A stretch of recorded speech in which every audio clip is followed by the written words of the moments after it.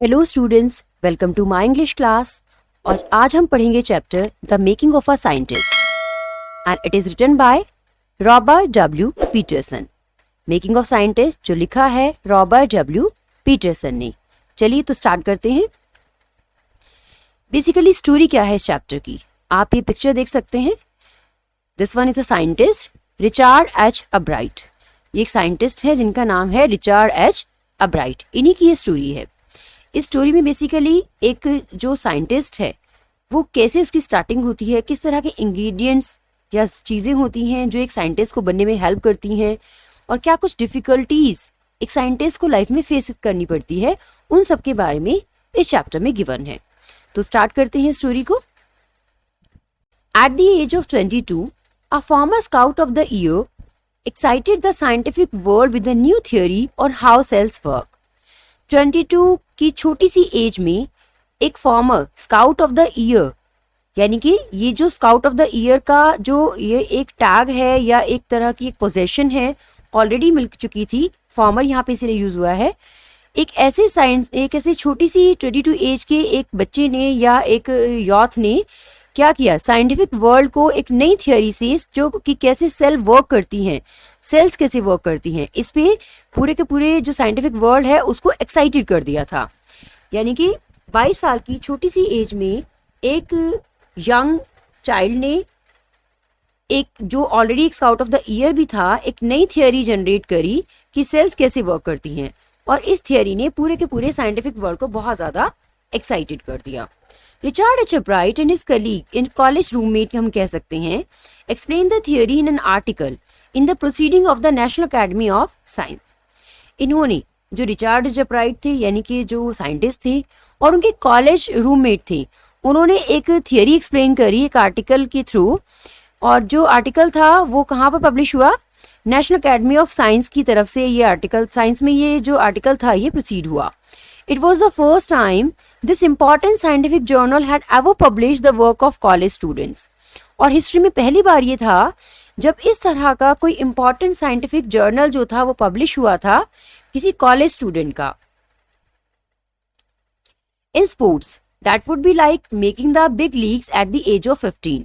अब जो ऑथर हैं वो हमें स्पोर्ट्स का एग्जाम्पल देकर यहाँ पर समझाने की कोशिश कर रहे हैं कि जैसे स्पोर्ट्स में हम बात करें तो 15 की एज में आप एक होम रन मार रहे हो फर्स्ट टाइम बैट के साथ, या आपने कोई बड़ी सी लीग कर ली है, तो ये इसके इक्विवेलेंट था। यानी कि 15 साल की उम्र में कोई होम रन मारना या कोई बड़ी लीग कर लेना, ये सारे के सारे स्पोर्ट्स के कॉन्टेक्स्ट में अगर देखें, जैसे इस तरह से ये बहुत ज़्यादा इंपॉर्टेंट होती हैं स्पोर्ट्स में कि कम एज में आप एक होम रन मार रहे हो या कोई बड़ी लीग यहाँ पर आप प्ले कर रहे हो।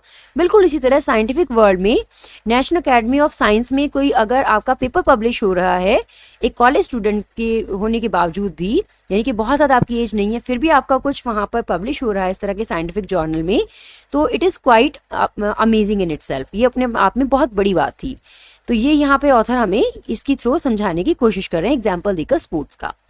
For Richard Albright, it was the first in a long string of achievements in science and other fields. अगर रिचर्ड अब्राइट की हम यहाँ बात करें तो ये एक लॉन्ग स्ट्रिंग ऑफ अचीवमेंट्स में जो उसने साइंस में लिए, अदर फील्ड्स में लिए, ये फर्स्ट था उसका। यानी कि इन सारे अचीवमेंट से फर्स्ट टाइम ये अचीवमेंट उसने पाया। And it all started with butterflies. और यहाँ पर ऑथर कहते हैं कि ये सब स्टार्ट कहाँ से हुआ, जो रिचर्ड एच अब्राइट का साइंटिफिक जो एक करियर था वो कहाँ से शुरू हुआ। It all started with butterflies, और ये बटरफ्लाइज से शुरू हुआ। आई होप ये वाला पैरा सबको समझ आ गया होगा। See the next. An only child, यानी कि वो अपनी माता के इकलौते बेटे थे, मदर के इकलौते बेटे थे। An only child, Albright grew up north of Reading Pennsylvania. Pennsylvania के नॉर्थ में वो रीडिंग करते हुए यानी कि पढ़ते हुए बड़े हुए। There wasn't much I could do there. ये यहाँ पे एज इट इज रिचर्ड की जो स्टेटमेंट है वो लिखी हुई है साइंटिस्ट की कि बहुत कुछ मेरे पास वहाँ करने को नहीं था। ही सैड, उसने कहा, I certainly could not leave football और baseball with a team of one. तो क्या कहता है यहाँ पे जो रिचर्ड एच अब्राइट है उसकी स्टेटमेंट है, वो कहता है कि सर्टेनली आप एक फुटबॉल या बेसबॉल अगर एक ही हैं तो एक बंदे की टीम के साथ नहीं खेल सकते। यानी कि अगर आप अकेले हैं तो कोई भी टीम वाला गेम यानी कि फुटबॉल या बेसबॉल आप नहीं खेल सकते। But there was one thing I could do, collect things. लेकिन वो कहता है कि एक चीज मैं वहां कर सकता था, वो था चीजों को इकट्ठा करना। जैसे कि आप देख भी सकते हैं बहुत सारे कॉइन्स यहाँ पर हैं, बहुत सारे पेबल्स हैं। कुछ लोग पेबल्स यानी कि कंकड़ को इकट्ठा करने का शौक रखते हैं, कुछ रॉक्स को, कुछ कॉइन्स को, है ना, कुछ जो पोस्ट होती हैं या कुछ जो स्टैम्प्स होती हैं उनको भी कलेक्ट करने का शौक रखते हैं। तो यहाँ पर हमें जो अब्राइट हैं रिचर्ड अपनी लाइफ के बारे में बताते हैं कि और कुछ तो था नहीं वहाँ करने को, कोई बेसबॉल वो नहीं खेल सकते थे बिना टीम के, कोई फुटबॉल नहीं खेल सकते थे। तो उन्होंने क्या किया, चीज़ों को इकट्ठा करना शुरू कर दिया। So he did and did he ever, यही उन्होंने किया और हमेशा करते रहे। बिगिनिंग इन किंडरगार्टन यानी कि केजी सेक्शन से ही उन्होंने चीज़ों को कलेक्ट करना शुरू कर दिया था। Albright collected butterflies with the same determination that has marked all his activities. अब देखिए अब्राइट ने इसी तरह चीजें कलेक्ट करते करते बटरफ्लाइज को कलेक्ट करना शुरू कर दिया सेम डिटर्मिनेशन के साथ, और इसी की वजह से उनकी जो सारी एक्टिविटीज थी वो सारी मार्क की गई। He also collected rocks. Rocks आप जानते हैं, छोटी जो चट्टानें होती है, that is called rocks. Fossils, fossils the remaining part of any kind of animal और अदर थिंग्स, जो फॉसिल्स होते हैं, अवशेष होते हैं किसी भी डेड एनिमल की, एंड कॉइन्स और सिक्के, ये सब उन्होंने इकट्ठा करे। He became an eager astronomer, और वो एक ईगर एस्ट्रोनॉमर भी बने, to something star gazing all night, sometimes star gazing all night. और कभी कभी वो क्या करते थे, पूरी पूरी रात भी स्टार्स को गेज करते रहते थे, यानी कि जो तारे होते हैं उनको घूरते रहना, लगातार टकटकी लगाकर देखते रहना, दैट इज कॉल्ड गेजिंग। तो वो एक ईगर एस्ट्रोनॉमर भी हम कह सकते हैं कि थे, क्योंकि वो लगातार स्टार गेजिंग रात को करते रहते थे, यानी कि स्टार्स को यहाँ पर घूरते रहते थे। सी the next part. From the first he had a driving curiosity along with a bright mind. पहले उनके अंदर एक ड्राइविंग क्यूरोसिटी थी और एक ब्राइट सा उनका माइंड था बिगिनिंग में। He also had a mother, उनकी एक मदर जो थी खुद की, who encourage him his interest in learning. वो उनको एनकरेज करती थी, उनके जो इंटरेस्ट था लर्निंग में उसको एनकरेज करती थी, यानी कि उत्साह बढ़ाना। तो जो उनकी मदर थी वो हमेशा उसको एनकरेज करती थी, उसका उत्साह बढ़ाती थी, उसके पढ़ने में जो इंटरेस्ट था उसको लेकर। She took him on trips, वो उनको ट्रिप्स पर लेकर जाती, यानी कि अब्राइट की मदर की यहाँ बात हो रही है, वो उनको ट्रिप्स पर इधर उधर लेकर जाती। Bought him telescopes, microscopes, cameras, mounting materials, ये सारी की सारी चीजें उन्होंने उसको लाकर दी, खरीद कर दी। टेलीस्कोप दिया, माइक्रोस्कोप, कैमरा और mounting material, and the other equipment, and helped him in many other ways, और दूसरे इक्विपमेंट भी दिए और बहुत ज़्यादा अलग अलग तरीकों से अपने बेटे रिचार्ड की हेल्प करी। I was his only companion until he started school. तो यहाँ पर अब्राइट की स्टेटमेंट है वापस। अब्राइट क्या कहते हैं, रिचार्ड अब्राइट, कि मैं उनका अकेला साथी था जब तक मैंने स्कूल जाना शुरू नहीं किया। His mother sad after that I would bring home friends for him. अब यहाँ पे जो रिचर्ड है उनकी मदर की स्टेटमेंट आ गई है। तो मदर क्या कहती हैं, after that I would bring home friends for him, कि इसके बाद मैं उसके लिए जो दोस्त थे उसके उनको घर पर बुलाने लगी। But at night we just did things together. लेकिन यहाँ पर जो साइंटिस्ट हैं उनकी मदर कहती हैं कि लेकिन रात में फिर हम चीज़ें एक साथ करते थे। Richie was my whole life and after his father died when Richie was in 3rd grade. तो वो कहती हैं रिची के जो फादर थे जब वो 3rd ग्रेड में था तभी उनकी डेथ हो गई थी, और पूरी की पूरी लाइफ अब उन्होंने अपनी रिची के लिए रख छोड़ी थी, यानी कि वो पूरा का पूरा अपनी लाइफ का जो उनके ऑब्जेक्टिव्स थे वो रिची की अच्छी ग्रोन अप करने के बारे में ही थे। तो यही ये सब यहाँ गिवन है। आई होप यहाँ तक आप सबको क्लियर है। See the next part. She and her son spent almost every evening at the dining room table. यहाँ पर ऑथर नहीं, अब्राइट जो साइंटिस्ट है उनकी मदर और वो दोनों के दोनों हर शाम डाइनिंग रूम में बिताते। If he did not have things to do, I found work for him. Not physical work, but learning things. His mother said. तो उसकी मदर जो है अब्राइट की, जो यहाँ पर साइंटिस्ट हैं, उनकी मदर जो है वो कहती हैं कि अगर उसके पास करने को कोई काम नहीं होता तो मैं उसके लिए काम ढूंढ लेती। फिजिकल वर्क नहीं होता, वो होता है लर्निंग थिंग्स, यानी कि चीज़ों को सीखना। ये मदर कहती हैं। ही लाइक्ड इट, उसे वो पसंद था। ही वॉन्टेड टू लर्न, क्योंकि वो सीखना चाहता था। ये भी मदर की ही स्टेटमेंट है। एंड लर्न ही डिड, और उसने लर्न भी किया, यानी कि उसने सीखा भी। He earn top grades in schools, और स्कूल में भी उसके हमेशा, जो रिचर्ड थे उनके हमेशा टॉप ग्रेड्स आते थे। On everyday things he was just like every other kid. तो मदर यहाँ पे कहती हैं कि रोजमर्रा की जो चीजें थी उनमें बिल्कुल वो नॉर्मल चाइल्ड जैसा ही था। By the time he was in 2nd grade, जब तक कि वो 2nd ग्रेड में नहीं आ गया। Albright had collected all 25 species of butterflies found around his home town. यानी कि सेकेंड ग्रेड तक आते आते ही अब्राइट जो थे उन्होंने बहुत सारी 25 स्पीशीज ऑफ बटरफ्लाइज को उन्हें ढूंढी जो भी उनके होम टाउन के आसपास रहती थी। So it was not a small achievement in itself. सिर्फ सेकेंड ग्रेड में बच्चा है और वो 25 स्पीशीज कलेक्ट कर लेता है बटरफ्लाइज की जो उसके चारों तरफ होम टाउन में मिलती हैं। तो ये देखिए कितनी अमेजिंग सी उनकी स्टोरी जो है वो शुरू हो गई है अभी। सी the next part. That probably would have been the end of my butterfly collecting, क्योंकि जो 25 वहाँ उनके आसपास थी वो सारी उन्होंने कलेक्ट कर ली थी। तो ऐसा लगता है जैसे उनकी जो probably have been the end of butterfly collecting, कि जैसे ये उनकी बटरफ्लाई कलेक्शन का एंड हो गया हो, क्योंकि जितनी मिल रही थी वो सारी वो ले चुके थे। He said, but then my mother got me a children's book called The Travels of Monarch 10। तो यहाँ पे अब्राइट कहते हैं, रिचर्ड अब्राइट, कि तभी मेरी मदर जो है मेरे लिए एक बुक लेकर आई जिसका नाम था द ट्रेवल्स ऑफ मोनार्क 10। आप देख सकते हैं ये लिखा हुआ है द ट्रेवल्स ऑफ मोनार्क 10। यही वो बुक थी जो यहाँ पर जो रिचर्ड है उनकी मदर उनका लेकर आई थी। तो वो मोनार्क 10, ट्रेवल्स ऑफ मोनार्क 10 ले आती हैं। That book which told how monarch butterflies migrate to central America. और ये बुक बताती थी कि कैसे जो मोनार्क बटरफ्लाइज हैं वो सेंट्रल अमेरिका की तरफ माइग्रेट होती हैं। Migrate you know very well ना, जैसे कुछ बर्ड्स होते हैं उनको हमारा जो क्लाइमेट है वो सूट नहीं करता कुछ टाइम पीरियड के लिए। जैसे अभी विंटर्स में इंडिया में बहुत ज़्यादा मैक्सिमम पार्ट्स में बहुत ज़्यादा ठंड हो जाती है। तो जो यहाँ पर बर्ड्स बहुत ज़्यादा ठंड में सर्वाइव नहीं कर पाते, वो क्या करते हैं माइग्रेट करके जो ड्राई प्लेसेस हैं या बहुत ज़्यादा जो उनकी तरीका है जीने का, उसको सर्वाइव करने का जो तरीका है उसको सूट करते हैं। इस तरह का जहाँ क्लाइमेट मिलता है वहाँ पर वो जो बर्ड्स होते हैं वो माइग्रेट हो जाते हैं, यानी कि चले जाते हैं। तो यहाँ भी वही सीन था। इस बुक में क्या था, ये बुक हमें बताती है कि how monarch butterflies migrate to central America, कि जो मोनार्क बटरफ्लाइज हैं वो सेंट्रल अमेरिका में क्यों माइग्रेट हो जाती हैं, क्यों चली जाती हैं। And this book open the world of science to the eager young collector. और इस बुक ने ईगर यंग कलेक्टर के सामने वर्ल्ड ऑफ साइंस को खोल दिया। At the end of the book readers were invited to help study butterfly migrations. और book के एंड में रीडर्स को भी इनवाइट किया गया था ताकि वो बटरफ्लाई के माइग्रेशन की जो स्टडी है उसमें हेल्प कर सके। They were asked to tag butterflies for research by Dr. Frederick A. Urquhart of the University of Toronto, Canada.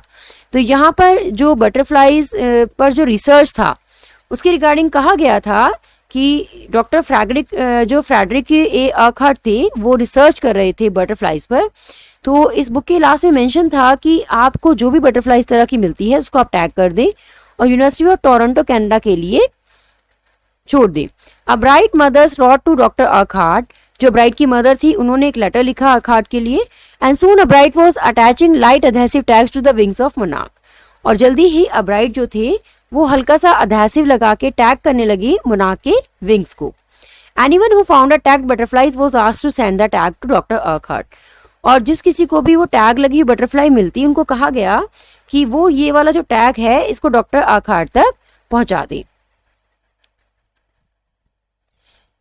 The butterfly collecting season around reading last 6 weeks in late summer. If you are going to chase them one by one, you won't catch very many. अब problem क्या आई वहाँ पर Richard के सामने, जो butterfly collecting season था वो 6 weeks के लिए होता था लेट समर में। और अगर आप उनको चेस कर रहे हो वन बाय वन बटरफ्लाइज को अगर आप चेस करते हो तो आप बहुत सारी you want catch very many, बहुत सारी आप नहीं कैच कर पाओगे, नहीं पकड़ पाओगे। So the next step for Bright was to raise a flock of butterflies. तो अगला स्टेप जो ब्राइट ने लिया वो था कि बटरफ्लाइज के झुंड को रेज करना, यानी कि बटरफ्लाई का पूरा जो ग्रुप होता है उसको रेज करना, अपने यहाँ पर ही उनको वहाँ पे पैदा करना या उनका जो लाइफ साइकिल है उसको वहाँ कंटिन्यू करना। He would catch a female monarch, उसने डिसाइड किया कि वो एक फीमेल मोनार्क को कैच करेगा, टेक हर एग्स, उसकी एग ले लेगा, raise them in his basement through their life cycle, और उनको अपने बेसमेंट में लाइफ साइकिल के थ्रू उनको वहाँ पे रेज करेगा। कैसे? From egg to caterpillar to pupa to adult butterfly, जैसा कि दिखाया भी गया है। एग से फिर लार्वा, प्यूपा, फिर बटरफ्लाई, या फिर caterpillar, pupa and adult butterfly आप कह सकते हो। Then he would tag the butterflies wings and let them go. उसके बाद वो क्या करेगा, टैग करेगा बटरफ्लाई के विंग को और उन्हें जाने देगा। तो ये उसका आइडिया था, स्ट्रैटेजी थी। For several years, his basement was home to the thousands of monarchs in different stages of development. For several years, his basement was home to thousands of monarchs in different stages of development. तो कुछ सालों तक जो उनका basement था उसमें हजारों की संख्या में मोनार्क्स थी डिफरेंट स्टेजेस पर अपनी डेवलपमेंट के. Eventually I begin to lose interest in tagging butterflies. अब देखिए एट द एंड क्या होता है, जो यहाँ पर अब्राइट है उन्होंने जो टैगिंग और बटरफ्लाइज है उसमें इंटरेस्ट लेना खत्म उनका हो गया. इट्स टीडियस, उनको थकाने वाला लग रहा था काम बहुत ज़्यादा. And there is not much feedback, और उसका बहुत ज़्यादा फीडबैक भी नहीं आ रहा था. तो ब्राइट खुद कहती हैं जो साइंटिस्ट हैं, in all the time I did it he laughed only 2 butterflies I had tagged were recaptured. कि पूरा टाइम मैंने किया लेकिन फिर भी सिर्फ 2 बटरफ्लाइज जो थी उनको जो मैंने टैग करी थी रिकैप्चर किया गया. And they were not more than 75 miles from where I lived. और ये जो बटरफ्लाइज थी ये जहाँ ये जो साइंटिस्ट है वो रहते थे उससे सिर्फ 75 माइल्स की दूरी पर ही ये रिकैप्चर करी गई थी. Then in the 7th grade he got a hint of what real science is. और अब आती है बात 7th grade की. जब यहाँ पर साइंटिस्ट 7th grade में पहुंचते हैं तो उनको एक हिंट मिलता है कि रियल साइंस क्या है. कब? जब वो एक काउंटी साइंस फेयर में एंटर करते हैं एंड लॉस्ट, और हार जाते हैं. It was really a sad feeling to sit there. ये बहुत ही खराब फीलिंग थी उस जगह पर बैठे रहना. And not get anything while everybody else had won something.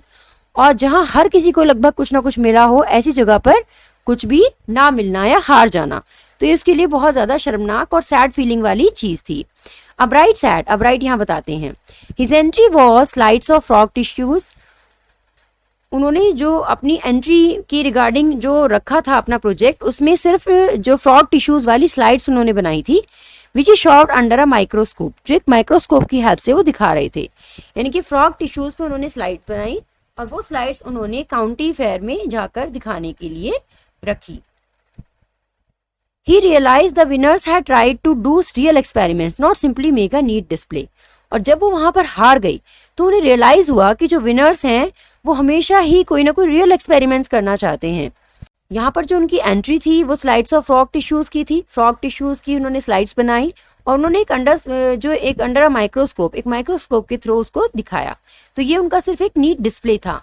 और फिर जब वो हार गए तो उन्होंने रियलाइज किया कि जो विनर्स थे उन्होंने कुछ रियल एक्सपेरिमेंट्स करने की कोशिश करी. Not simply make a neat display, सिर्फ एक सिंपल सा डिस्प्ले उन्होंने नहीं किया, यानी कि सिर्फ कुछ दिखाया नहीं, कुछ रियल उन्होंने एक्सपेरिमेंट करने की कोशिश करी. ये वहाँ पर काउंटी जो फेयर हुआ था, काउंटी साइंस फेयर, उसमें हारने के बाद अब्राइट को रियलाइज हुआ. Already the competitive spirit that drives Richard Albright was appearing. I knew that for the next year's fair I would have to do a real experiment. Already जो competitive spirit थी वो Richard की appear हो चुकी थी, यानी कि जो कंपटीशन वाली फीलिंग थी अब उसके अंदर आ चुकी थी क्योंकि वो काउंटी साइंस फेयर जो था उसको हार चुका था. तो अब देखिए यहाँ पे ब्राइट क्या कहती हैं, I knew that for the next year's fair I would have to do a real experiment. कि उसको समझ आ गया था कि अगला जो भी फेयर होगा उसमें वो कुछ रियल एक्सपेरिमेंट करने की कोशिश करेगा. The subject I knew most about was the insect work I had been doing in the past several years. अब जो सब्जेक्ट वो सबसे ज्यादा जानता था जिसके ऊपर अपना प्रोजेक्ट बना सकते थे जो ब्राइट थे वो था उनका इंसेक्ट्स के ऊपर, क्योंकि वो बहुत सालों से इंसेक्ट्स पर ही काम कर रहे थे. तो ये प्रोजेक्ट जो था उनको सुटेबल लग रहा था. So he wrote to doctor Urquhart for ideas. इसलिए डॉक्टर अर्कहार्ट को उन्होंने लेटर लिखा आइडियाज के लिए. And back came a stack of suggestions for experiments.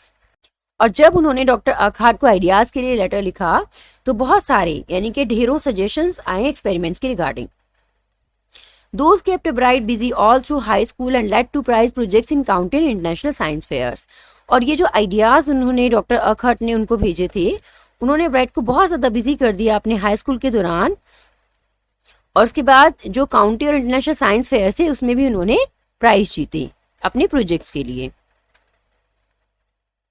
For his 8th grade project, Bright tried to find the cause of a viral disease that kills nearly all monarch caterpillars every few years. अब जब वो 8th grade में थे तो उन्हें अपना project submit करना था. तो ब्राइट ने क्या किया, ब्राइट ने ट्राई किया फाइंड करने के लिए कॉज ऑफ वायरल डिजीज, एक वायरल डिजीज का रीजन. वो क्या था, that kills nearly all monarch caterpillars every few years. कि एक वायरल डिजीज है जो और सारे मोनार्क कैटरपिलर्स को हर साल क्या करती है, मतलब ग्रोन अप होने से पहले ही मार डालती है। तो इस तरह की एक वायरल डिजीज थी। Albright thought the disease might be carried by a beetle. अब अब्राइट को क्या लगता था कि कोई जो बीटल है, beetle is also a kind of insect, एक तरह का इंसेक्ट ही होता है, वो क्या करता है, वो इन डिजीज को, बीमारी को लेकर आता है। तो अब्राइट को क्या लग रहा था कि इस बीटल की वजह से ये जो बीमारी है या जो ये इलनेस है या वायरल डिजीज है, ये जो बटरफ्लाईज है उनमें आ रही है। He tried raising caterpillars in the presence of beetles. अब उसने क्या किया, कैटरपिलर्स जो थे, यानी कि जो अलग अलग स्टेजेस होती हैं बटरफ्लाई की, उन्हीं में से एक कैटरपिलर वाली स्टेज होती है। तो जो कैटरपिलर्स थे उनको जो यहाँ पे अब्राइट हैं साइंटिस्ट, उन्होंने बीटल्स की प्रेजेंस में ग्रोन अप करने की कोशिश करी। I did not get any real result. तो क्या कहते हैं कि कोई रियल रिजल्ट तो मुझे नहीं मिला, but I went ahead and sure that I had tried the experiment. लेकिन मैं आगे बढ़ा और मैंने दिखाया कि मैंने कुछ रियल एक्सपेरिमेंट करने की कोशिश करी। दिस टाइम आई वॉन, और इस टाइम मैं जीत गया। कौन कह रहा है यहाँ पे, साइंटिस्ट बता रहे हैं। ये साइंटिस्ट की वर्डिंग चल रही है सारी, जो भी इन्वर्टेड कॉमास के अंदर है। The next year science fair project was testing the theory that viceroy butterflies copy monarch. जो अगले साल का यहाँ पे रिचर्ड का फेयर प्रोजेक्ट था, वो था थियरी को टेस्ट करना कि जो वायसराय बटरफ्लाईज हैं वो मोनार्क बटरफ्लाईज को कॉपी करती हैं। नेक्स्ट साइंस फेयर का ये प्रोजेक्ट था उनका, ये टेस्ट करना थियरी में कि जो वायसराय बटरफ्लाईज हैं वो मोनार्क बटरफ्लाईज को क्यों कॉपी करती हैं। द थियरी वाज, और जो थ्योरी थी ये थी, that viceroy looks like monarchs. जो वायसराय जो बटरफ्लाईज होती हैं वो मोनार्क की तरह क्यों दिखना चाहती हैं, because monarchs don't taste good to bird. क्योंकि जो मोनार्क होती हैं यूजुअली वो बर्ड्स को टेस्ट में अच्छी नहीं लगती, इसलिए जो वायसराय जो बटरफ्लाईज हैं वो मोनार्क बटरफ्लाईज जैसी दिखती हैं, तो बर्ड्स उनको मोनार्क बटरफ्लाईज समझ के उनको उन पे अटैक नहीं करती। तो दैट्स वाई वो क्या करती हैं, अपने आप को मोनार्क बटरफ्लाई जैसा दिखाने की कोशिश करती हैं। Because monarchs don't taste good to birds. क्योंकि जो मोनार्क्स होती हैं वो टेस्ट में बर्ड्स को बिल्कुल भी अच्छी नहीं लगती। Viceroy on the other hand do taste good to birds. जबकि दूसरी तरफ जो वायसराय होती है बटरफ्लाई, वो बर्ड्स को टेस्ट में बहुत अच्छी लगती है। So the more they look like monarch the less likely they are to become a bird's dinner. तो जितना ज्यादा वो मोनार्क की तरह दिखेंगी उतने ही कम चांसेस होंगे उनके किसी बर्ड का डिनर बनने की। यानी कि अगर वो ज्यादा से ज्यादा मोनार्क की तरह दिखें तो जो बर्ड्स उनको खाती हैं वायसराय बटरफ्लाईज को, वो वापस चली जाएंगी ये सोचकर कि ये यहाँ पर कौन से वाली बटरफ्लाईज हैं, मोनार्क बटरफ्लाईज हैं, क्योंकि वायसराय मोनार्क को कॉपी कर रही हैं। आई होप यहां तक सबको क्लियर है।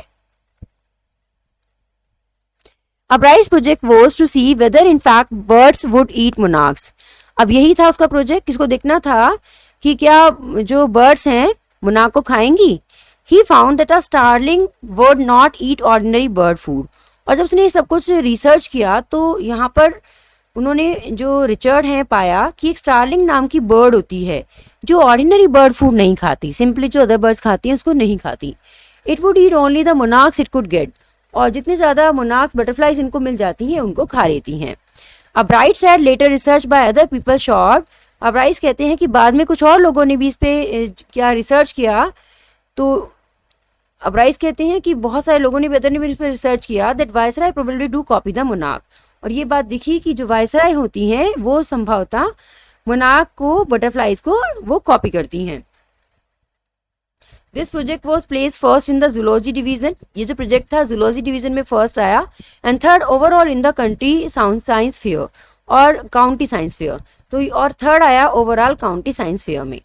In second year in high school, जब हाई स्कूल के सेकेंड ईयर में यानी कि 10th के जो फाइनल्स होते हैं उसमें जब अब्राइट थे, Richard Albright begin the research that led to his discovery of an unknown insect hormone. अब यहाँ पे अब्राइट ने रिसर्च अपना शुरू कर दिया था, led to his discovery of an unknown insect hormone. और यहाँ पे जो उनका रिसर्च था वो कहाँ तक पहुंच गया था, एक अननोन इंसेक्ट हार्मोन की डिस्कवरी उन्होंने कर ली थी। Indirectly it also lead to his new theory on the life of cells. और इसके अलावा ये उनकी नई थ्योरी जो लाइफ ऑफ सेल्स की थी उसकी तरफ भी उनका अगला कदम कह सकते हैं। So students, it was the first part of the chapter, The Making of Scientist. ये द मेकिंग ऑफ साइंटिस्ट का फर्स्ट पार्ट था. Second part you will get very soon. And if you like this one, then do subscribe the channel and like and share it among your friends.